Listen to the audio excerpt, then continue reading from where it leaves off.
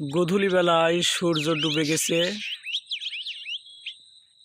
চারিদিকে ঘুটঘুটে অন্ধকার হয়ে যাচ্ছে। পশ্চিম আকাশে এখনো ছোট্ট একটি বাঁকা চাঁদ কাশির মতো দেখা যাচ্ছে।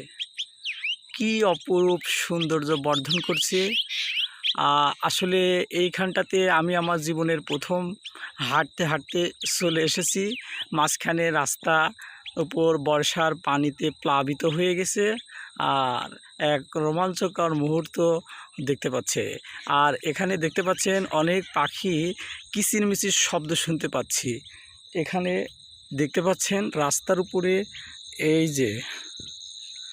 যে রাস্তার উপরে পাখি, কোনো মানুষজন নাই, সবাই বাসায় চলে গেছে। আমরা প্রকৃতির অপরূপ সৌন্দর্য উপলব্ধি করতে আসছিলাম। ইতিমধ্যে আমরা অসংখ্য পাখি দেখতে পাচ্ছি। বিশেষ করে এই পাখিটা ফেসকি না, ফেসকি পাখি না, ফেসকি পাখি। এইটা হলো ফেসকি পাখি, আমাদের গ্রাম অঞ্চলে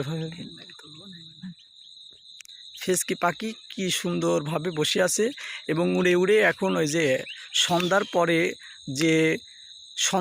যে পোকামাকড় থাকে, এই পোকামাকড়গুলো ধরে খাওয়ার জন্য এরকম ছোটাছুটি করছে এবং পোকামাকড় ধরে ধরে খাচ্ছে। আপনারা দেখতে পাচ্ছেন খুব চমৎকার একটা জায়গা।